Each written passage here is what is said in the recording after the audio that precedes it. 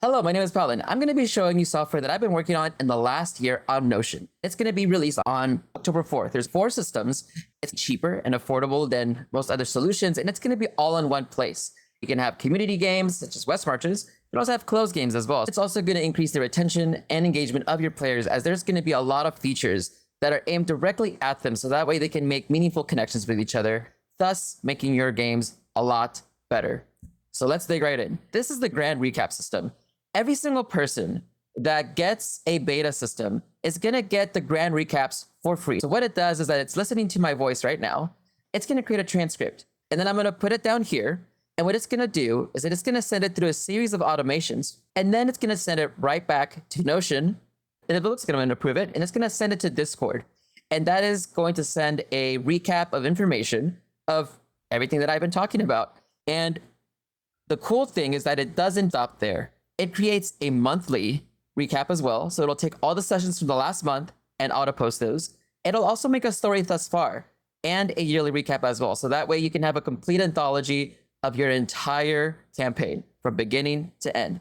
I have made 4 levels of systems that I've made in order to manage your TTRPG games. The first level is the Adventurer's Archives. This is the player focus system to put as much attention on engaging and giving your players as much possibility to make meaningful connections. This big block here is going to be the hierarchy of every single system, no matter which one you get. The higher you are, the more permissions you have. The owner's at the top, and the players and the GMs are at the bottom.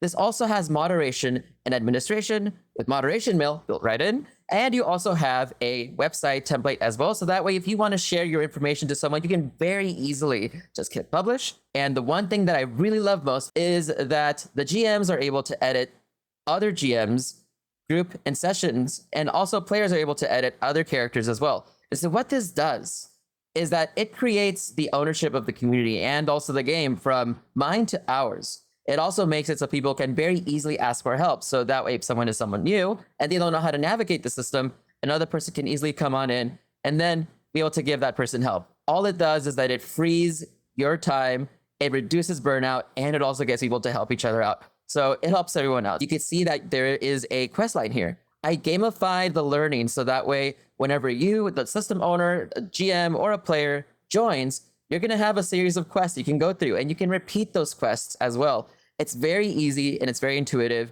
As a person that uses the system, all you have to do is be able to click and scroll and type every now and then. And the cool thing is that you don't even need the sidebar, meaning that you get more space to look at your space as much as you want. Let's go ahead and go into the Community Nexus. The Community Nexus is where everyone comes together to play.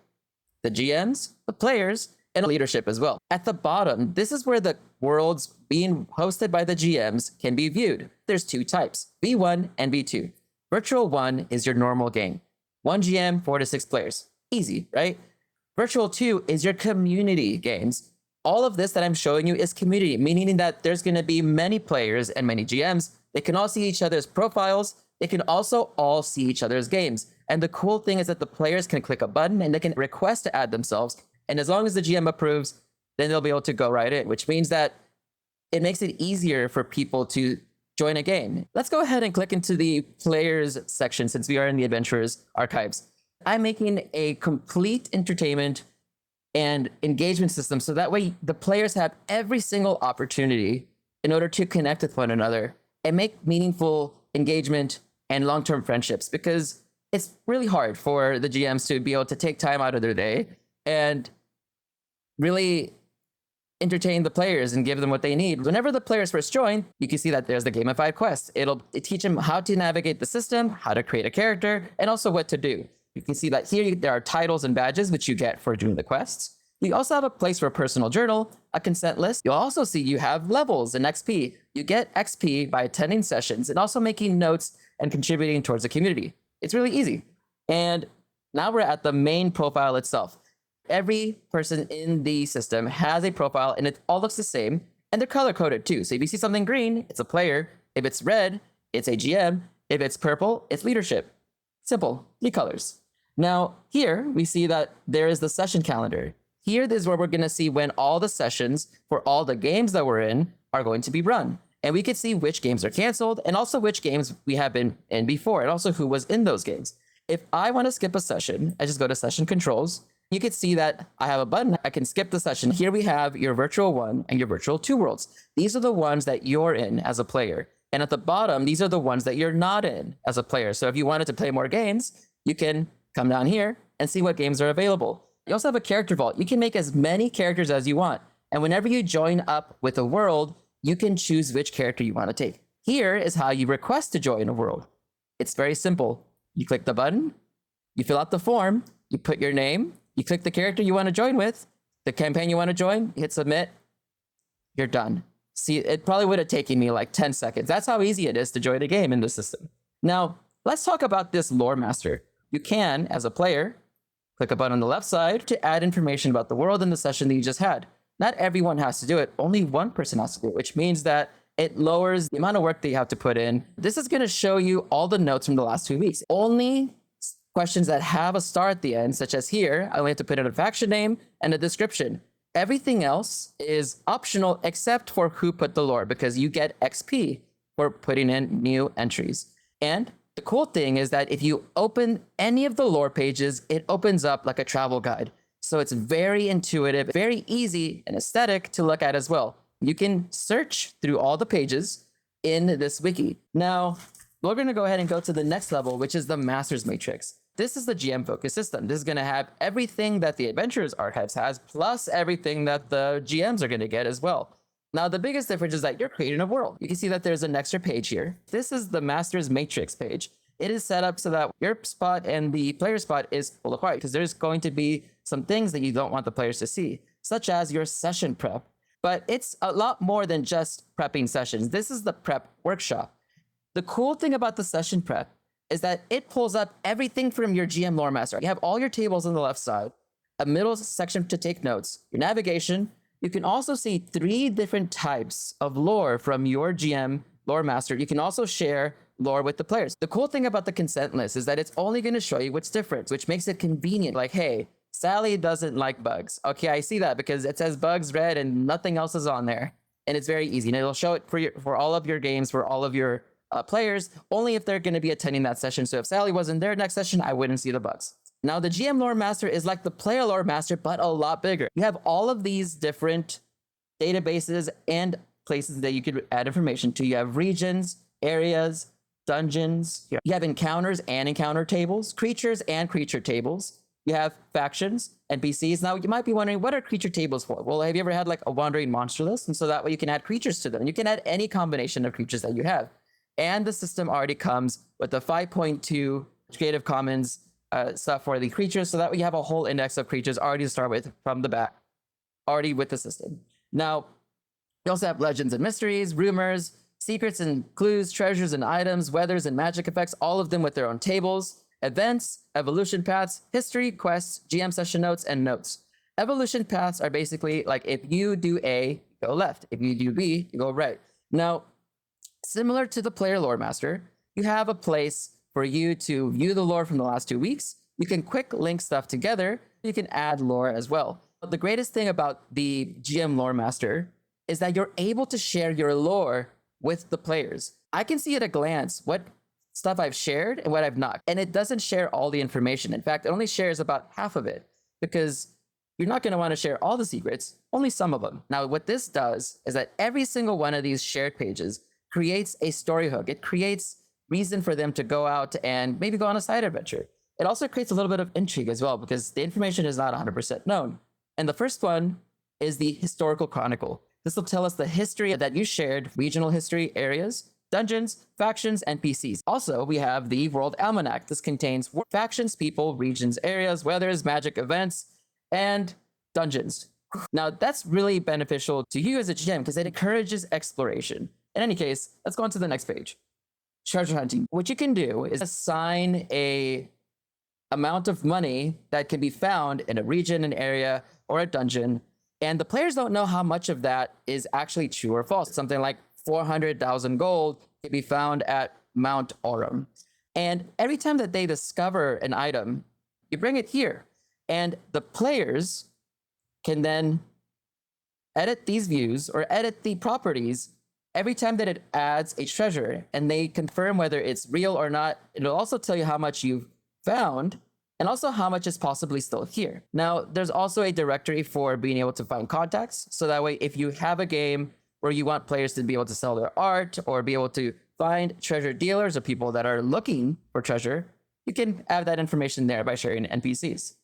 The next page is the bestiary in an NPC directory. This is where the NPCs go, this is where the monsters go. Legends, mysteries, rumors, secrets, and clues. If you're a person that likes to have rumor tables, you're going to like this because it'll send them the rumor, but it's not going to tell them if it's true or false. It's up to them to figure it out. Is it true? Is the legend actually really, really real? They're going to have to figure it out and they have to update the notes in order to keep it accurate. The next thing is the quest board.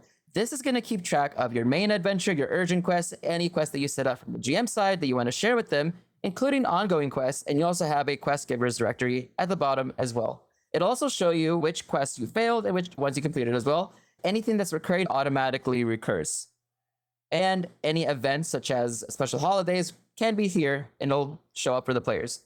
And as far as the cost, the Adventures Archives is 147. This is 197. And you also get the grand recaps as well, which would have been 250 or 267. Now, with everything combined, we're going to also pull from the Adventurers Archives because you also get all those features and also things that are here as well. It's $450 you're going to be saving in the first year. That's a lot of money. Now, with the Master's Matrix, it's going to be giving you everything that you need in order for you to prepare your games, run your games well. Let's move to the next one. The Professional's Prestige. This has everything from the first two, the Adventurers Archives and the Master's Matrix, and it has a ton of business supportive solutions. You can see at the very top, we already have some trackers for CLTV, also known as client lifetime value, revenue history, and also our active player history. The revenue also comes in weekly, monthly, and yearly. So you can see how much money you've made in the last year, the last month, and the last week. And you can also see it in real time. Now, here, if I scroll down to the bottom, these are all of our databases for the Professional's Prestige. This is my version of the Professional Prestige. Now, it does have contact inquiries. If someone wants to join your game on your website, it's going to send you an inquiry. And also, the players are going to be able to see that are signing up to your website how much the game costs as well. And you can also approve or deny them. It'll create a CRM, also known as a Customer Relationship Manager. For every person that is in your CRM, you'll have a card. It'll have things like birthday, how much money they've spent, and also when was the last time that they played with you. Now, the cool thing here is that it has a CLTV tracker. What is CLTV? Now, contrary to what a lot of people believe, revenue is actually not the marker of success. It's how long does a person stay with your business as an active customer on average. I'll tell you, there's not a single GM, not one that I've ever asked that knows what this CLTV is. And it is a huge waste of opportunity because the CLTV tells you how long a person is with you. If you're running games and you have a person stay with you an average of 5 days, there's something critically wrong. And there's also something very different in a game or an environment that has a player stay for 1 month versus a year and a half. Whenever you measure something, you can then have more information to make better decisions on how to alter your business better. And whenever your CLTV raises, what happens? You're not losing players, which means you're spending less on marketing. You are spending less time onboarding new people and your word of mouth increases. Why would you not measure your CLTV? It's easy. Now, you also have testimonials. And so you can send a testimonial for someone to fill one out and you can show people how much the players love your games. And you get to choose who you get to send these to. The one thing that I really love immensely is this part down here. You can create any combination of payment plans, whether they're one-time payments, you can send a limited series. You can have different payment plans of whatever quantity, of whatever frequency, of whatever amount that you want. And it'll send it on the day that the session is going to be, not when you send it to them.